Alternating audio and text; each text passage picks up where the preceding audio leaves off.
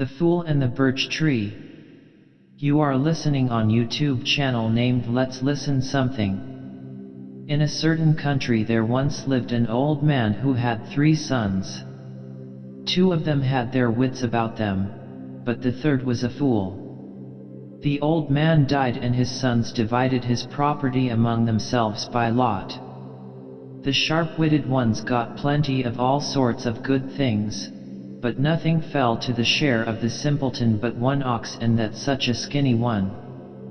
Well, fair time came round, and the clever brothers got ready to go and transact business. The simpleton saw this, and said, "I'll go, too, brothers, and take my ox for sale." So he fastened a cord to the horn of the ox and drove it to the town. On his way he happened to pass through a forest, and in the forest there stood an old withered birch tree. Whenever the wind blew the birch tree creaked. "What is the birch creaking about?" thinks the simpleton. "Surely it must be bargaining for my ox." "Well," says he, "if you want to buy it, why buy it? I'm not against selling it. The price of the ox is 20 rubles. I can't take less. Out with the money."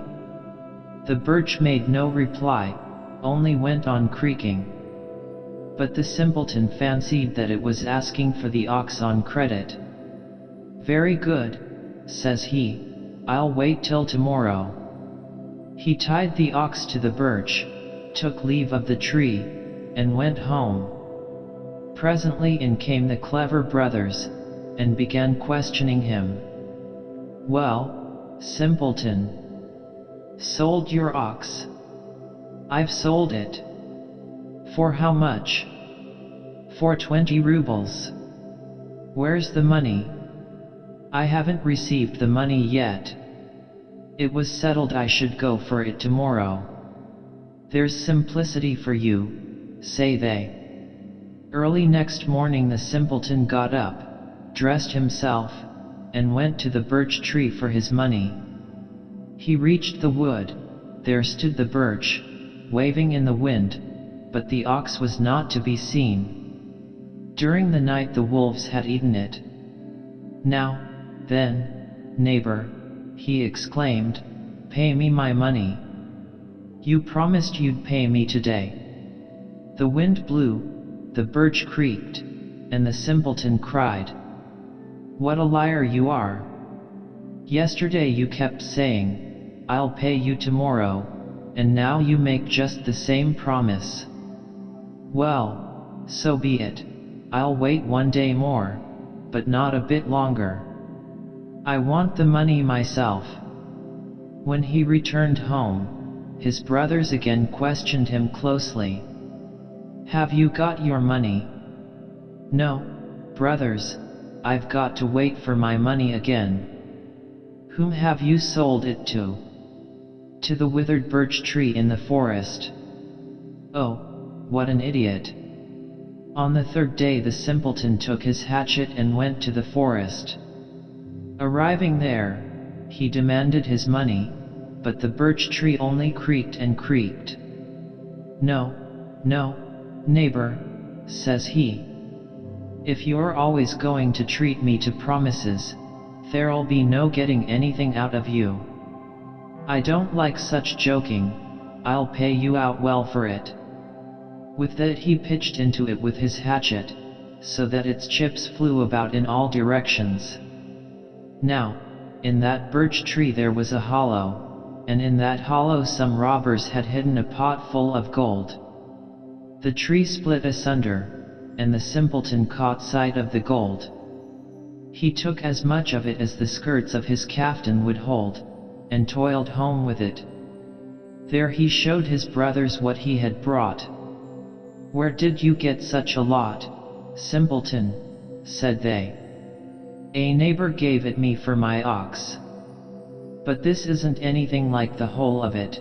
A good half of it I didn't bring home with me. Come along, brothers, let's get the rest." Well, they went into the forest, secured the money, and carried it home.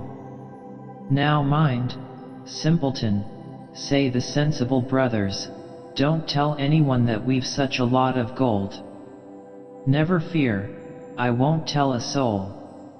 All of a sudden they run up against a Diachuk, and says he, "What's that, brothers, you're bringing from the forest?" The sharp ones replied, "Mushrooms." But the simpleton contradicted them, saying, "They're telling lies. We're carrying money. Here, just take a look at it." The Diachuk uttered such an oath. Then he flung himself on the gold, and began seizing handfuls of it and stuffing them into his pocket. The simpleton grew angry, dealt him a blow with his hatchet, and struck him dead. "Hey, simpleton! What have you been and done?" cried his brothers. "You're a lost man, and you'll be the cause of our destruction, too. Wherever shall we put the dead body?" They thought, and at last they dragged it to an empty cellar and flung it in there. But later on in the evening the eldest brother said to the second one, "This piece of work is sure to turn out badly. When they begin looking for the Diachuk, you'll see that simpleton will tell them everything. Let's kill a goat and bury it in the cellar, and hide the body of the dead man in some other place." Well, they waited till the dead of night, then they killed a goat and flung it into the cellar, but they carried the Diachuk to another place and there hid him in the ground. Several days passed, and then people began looking everywhere for the Diachuk, asking everyone about him. "What do you want him for?" said the simpleton, when he was asked. "I killed him some time ago with my hatchet, and my brothers carried him into the cellar." Straightway they laid hands on the simpleton, crying, "Take us there and show him to us." The simpleton went down into the cellar, got hold of the goat's head, and asked, "Was your Diachuk dark-haired?" "He was." "And had he a beard?" "Yes, he'd a beard." "And horns?" "What horns are you talking about, simpleton?" "Well, see for yourselves," said he, tossing up the head to them. They looked, saw it was a goat's, spat in the simpleton's face, and went their ways home.